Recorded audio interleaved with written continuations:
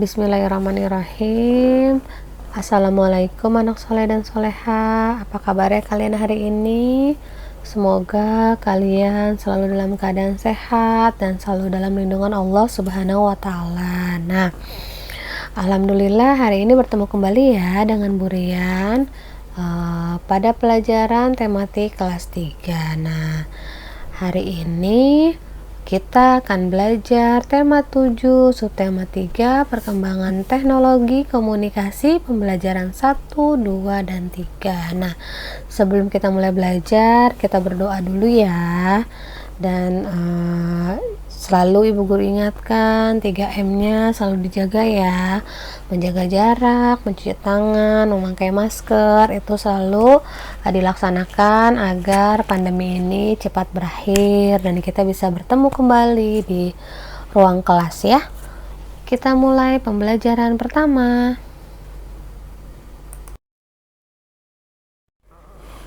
Subtema 3. Nah, di subtema 3 ini kita akan belajar tentang perkembangan komunikasi. Nah, apa sih itu komunikasi? Nah, pada dasarnya manusia ini adalah makhluk sosial.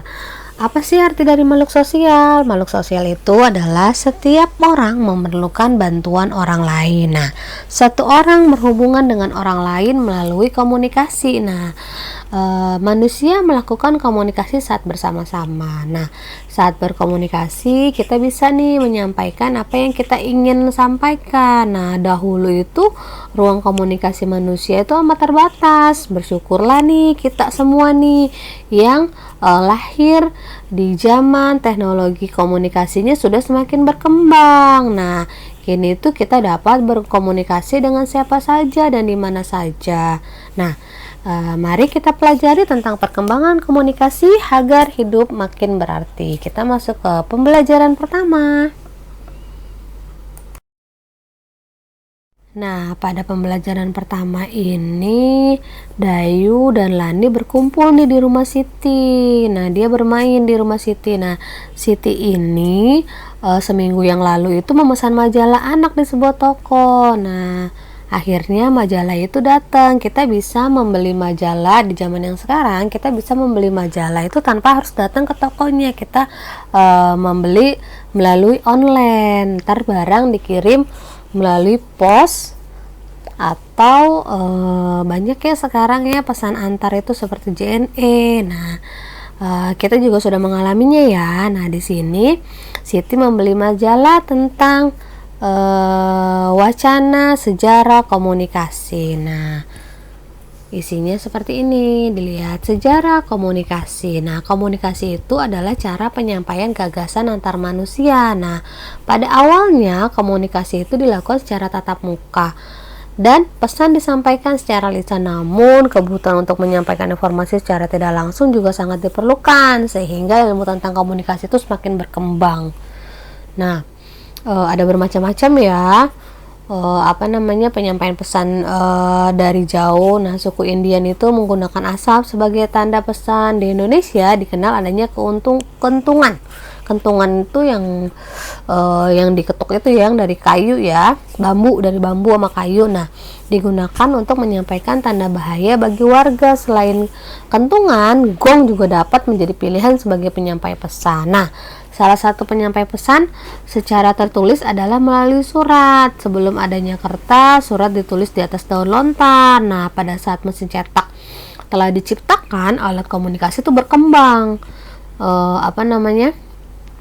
Melalui surat kabar atau koran. Setelah surat kabar, media komunikasi seperti radio dan televisi mulai berkembang. Nah, saat ini ada lagi jaringan internet. Nah, manusia dapat bertukar informasi melalui surat elektronik. Manusia juga dapat bertukar informasi melalui berbagai jejaring sosial. Nah, jejaring sosial dapat menghubungkan ke belahan dunia manapun.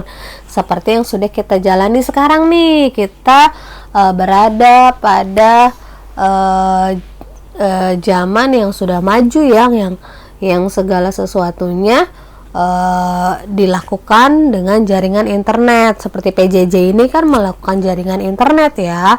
Kamu menyimak materi ibu guru dari YouTube. Nah, ini merupakan perkembangan komunikasi. Nah, dilihat di sini pada halaman 119 kamu tuh disuruh menuliskan kalimat utama setiap paragraf. Berarti kalimat utama setiap paragrafnya sudah ibu guru tanda ini. Dilihat nih ada tanda panahnya di masing-masing paragraf ya. Nah, nih satu, ini yang paragraf kedua, ini yang paragraf ketiga, dan ini yang paragraf keempat. Nah, dilihat.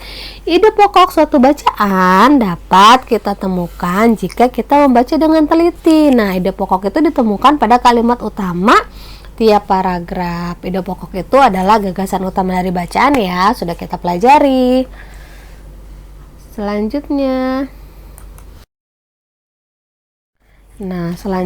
itu Siti mendapatkan ucapan terima kasih nih dari toko majalah yang sudah dia pesan. Nah, dilihat. Di sini ada kartu yang dikirimkan majalah itu cantik ya. Nah, kartu itu disebut kartu pos. Nah, dalam kartu pos ini terdapat unsur garis, bidang, dan warna pada kartu pos yang dapat menarik untuk dilihat. Menarik perhatian kita ya untuk dilihat tuh. Ada garisnya, ada bunga-bunganya. Nah, nanti kalian bisa nih membuat kartu pos ya yang menarik ya. Nah, selanjutnya. Nah, kartu pos itu mempunyai 4 tepi. Jumlah panjang keempat tepinya disebut keliling kartu pos. Nah, persegi panjang mempunyai 4 sisi. Jumlah panjang keempat sisinya disebut keliling persegi panjang. Nah, dilihat. Keliling bangun datar adalah jumlah panjang sisi-sisinya. Ini kita sudah belajar ya sebelumnya tentang keliling. Selanjutnya,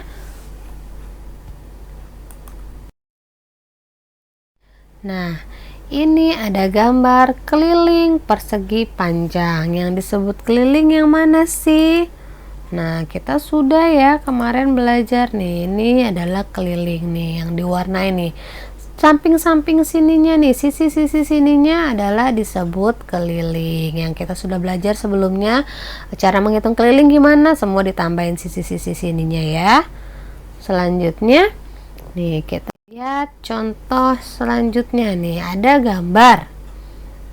Ini gambar persegi, gambar bangun datar trapesium. Nah, ini kalian disuruh tunjukkan nih mana sih keliling-kelilingnya. Dilihat, kelilingnya adalah nih garisnya ya. Ini pinggir-pinggiran sini adalah keliling. Nah, keliling bangun datar. Ibu yakin kalian sudah paham ya keliling bangun datar itu yang mana. Selanjutnya, pembelajaran kedua. Hari ini cuaca sangat panas. Udin, Benny, dan Edo itu ingin bermain di kolam renang. Nah, kolam renang tempat mereka bermain itu cukup aman karena terdapat beberapa orang petugas yang sedang mengawasi anak-anak. Nah, setiap petugas itu mengalungkan peluit. Peluit ini adalah salah satu alat komunikasi. Peluit digunakan untuk mengawali, menghentikan satu kegiatan. Dengan menggunakan peluit, kita tidak perlu lagi berteriak-teriak. Tinggal ditiup aja peluitnya untuk memperingatkan jika ada bahaya atau memberi peringatan untuk mengakhiri dan memulai bermain berenang ya. Nah, apa saja sih upaya lainnya adalah menjaga keselamatan di kolam renang. Nah, di sini kita akan mengetahui nih tanda-tanda aturan di kolam renang. Nah, dilihat. Yang pertama ini ada tanda kedalaman air. Di sini bisa dilihat, misalkan ini airnya kan biasa dalam kolam renang itu ada yang dalamnya 1 meter, 1,5 atau 2 meter, itu ada tandanya. Jadi yang belum bisa berenang atau yang tingginya tidak ada 1 meter itu dilarang untuk masuk ke area itu. Selanjutnya ada lagi dilarang berjalan di tepi kolam renang. Nah, ini tanda-tandanya tuh. Dilarang terjun di kolam yang dangkal karena kan bisa membentur ya ke kepala kita ya, ke lantai. Terus dilarang berenang sendiri. Nah, dilarang mendorong teman ya, misalkan di situ ada tulisan dilarang mendorong nih, bentuknya seperti ini semua nih tanda-tandanya. Dan bisa kalian perhatikan nih kalau misalkan kalian pergi ke tempat arena berenang gini ya, bermain ya, jadi harus memperhatikan tanda-tanda aturan dalam kolam renang.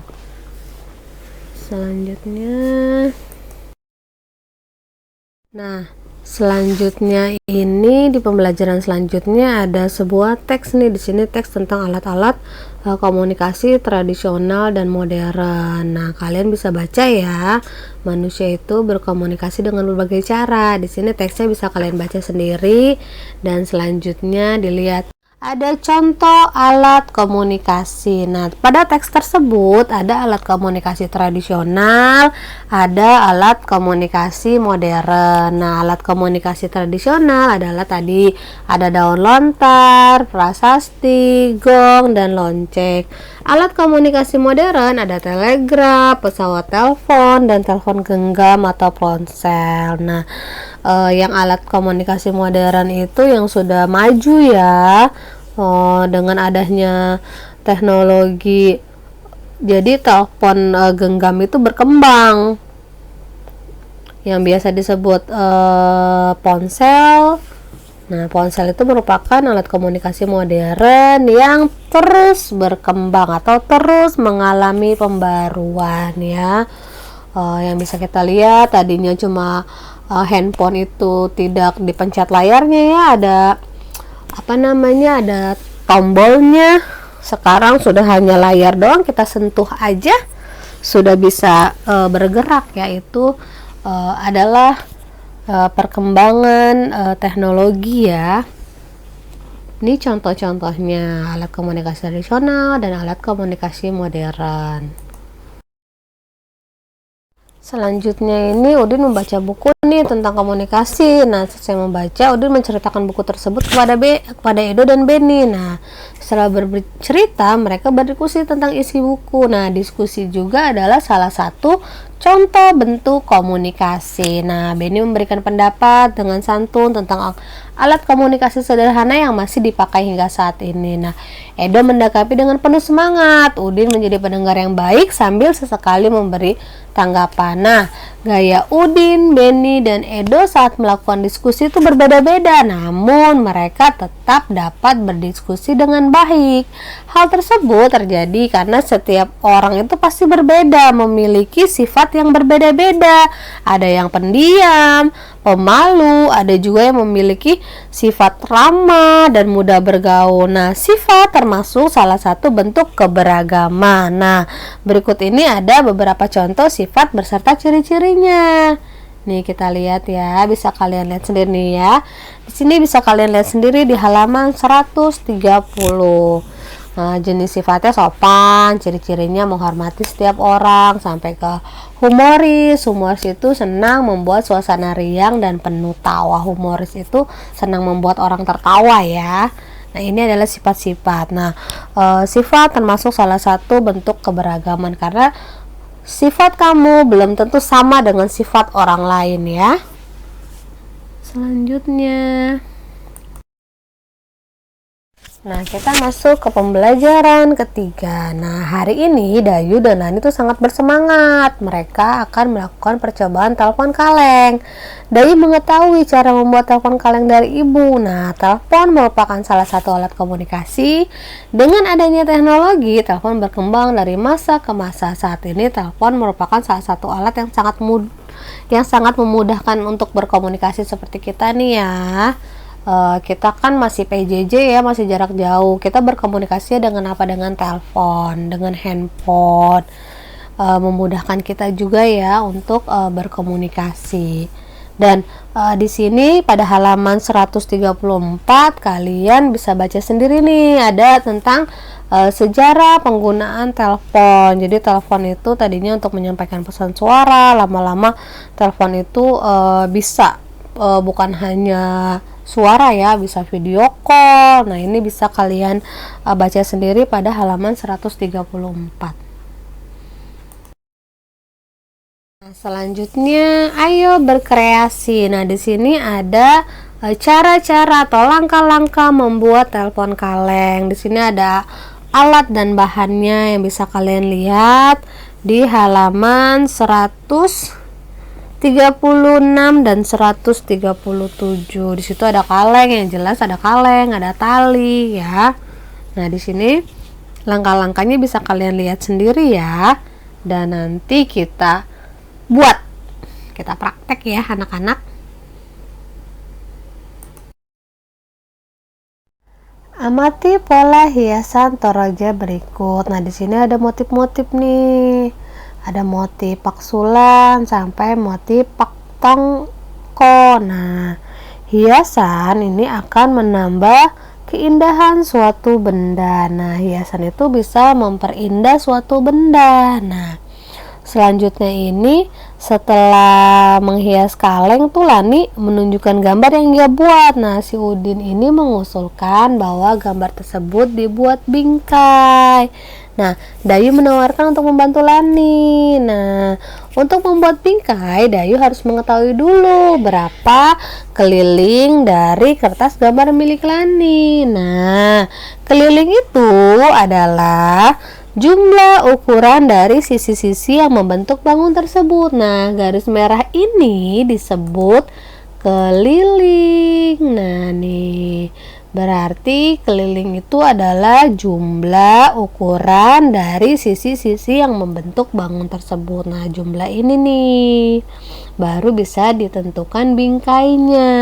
Nah, pembelajaran hari ini Bu Guru cukupkan nih sampai sini nih, karena kita sudah selesai di pembelajaran 3. Nanti kita akan belajar pembelajaran 4, 5, dan 6, dan tema 7, subtema 3, pembelajaran 1, 2, 3 selesai. Mudah-mudahan apa yang sudah Ibu Guru sampaikan bisa kalian pahami ya anak-anak. Ibu Guru akhiri. Wassalamualaikum warahmatullahi wabarakatuh.